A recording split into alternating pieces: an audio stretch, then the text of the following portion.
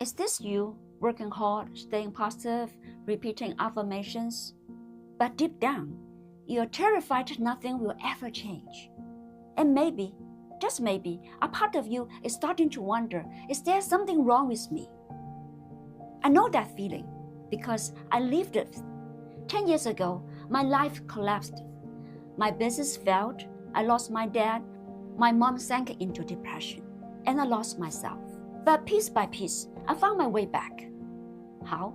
I stopped blaming the world, and I started rewiring the beliefs that were shaping my reality. In this video, I'm going to share the exact 5 beliefs that were blocking my abundance, how I transformed them to create a life that is aligned, intentional, and effortless. Hi, I'm Daphne. I've been practicing mindfulness and aromatherapy for over a decade, and it has transformed my life from the inside out.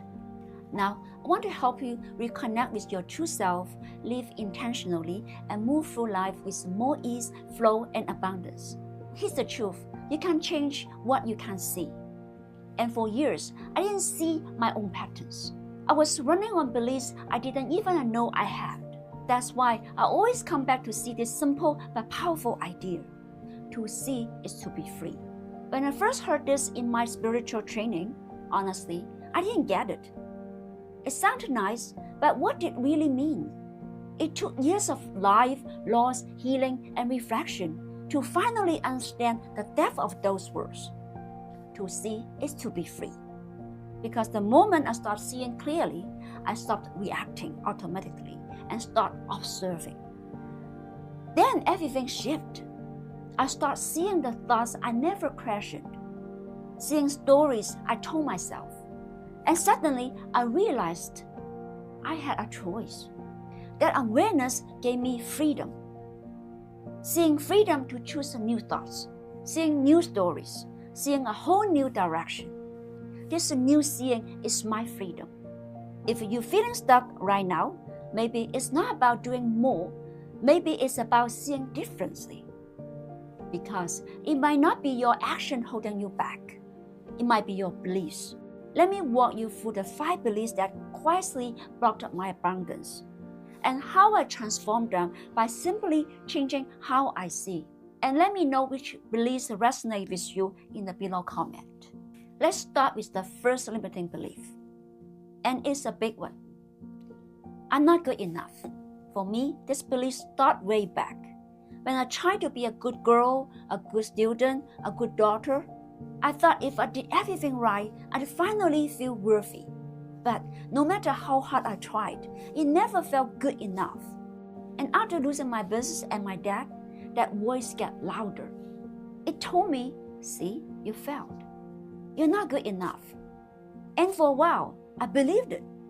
But then I asked during my mindful practices, who decides what enough means? I started seeing a little every time that belief came up. And instead of fighting it, I got curious.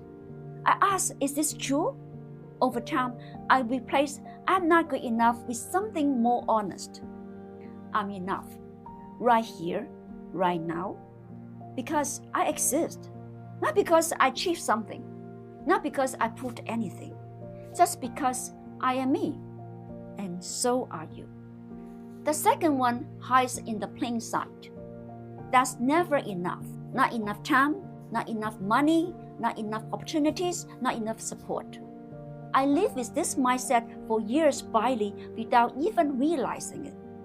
I was always chasing, always hustling, seeing never enough. Even when I had something good, my mind was ready worrying about what might be going wrong. It was fear. Fear that if I stopped striving, everything would disappear. But here's what I learned through my spiritual journey and mindful living. When you believe that's not enough, you're subconsciously blocked what's already there. This bad or this not right. When I saw this, I started shifting that belief. I practiced gratitude, not as a performance, but as a way to rewire my brain. To notice even the smallest signs of enoughness. A breath, a cup of tea, a kind message. The more I saw, the more I received. Abundance didn't come all at once. It came when I stopped chasing it from fear and start receiving it from trust. The third one is deeply personal. I had to do it all alone. I grew up believing I need to be independent, strong, capable, low maintenance. I didn't want to burden anyone. I was struggling, but I didn't ask for help. Why? Because I thought that needing support means I was weak. But during one of the lowest points of my life, when everything was falling apart, I realized trying to carry everything alone wasn't strength. It was isolation. Opening up, letting people in, even just a little, it helped me a lot. And now, I offer you this reminder. You don't have to do this all by yourself. Healing doesn't have to be lonely. The fourth limiting belief is, it has to be hard. Maybe you know that voice too. It tells you, if you're not struggling, you're not doing enough. If it comes easily, it's probably not valuable. I grew up believing that success must come with sacrifice. That rest is laziness. If it's easy, it's suspicious. So I pushed myself over and over. I burned out, I recovered, and then pushed again. Yes, some growth requires effort, but not struggle. You're allowed to learn things to be simple, to be gentle. It is your choice. The last limiting belief is, this is just who I am. It sounds harmless, even humble. But underneath it is a way of saying, I can't change. I've always been this way. That's just how life is for people like me. And I get it. After years of living and repeating the same patterns, it does start to feel like part of your identity. But the truth is, beliefs are earned. And actually, they can be unlearned. I used to say things like, I'm just not confident. I'm not one of those people who fries. I'm just wired this way.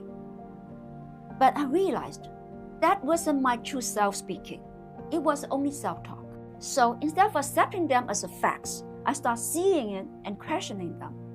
I asked, what if this isn't who I am? That shit changed everything.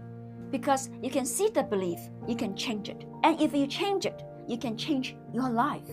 So let's bring it all back to abundance. The truth is, abundance isn't something you chase. It's just something you allow.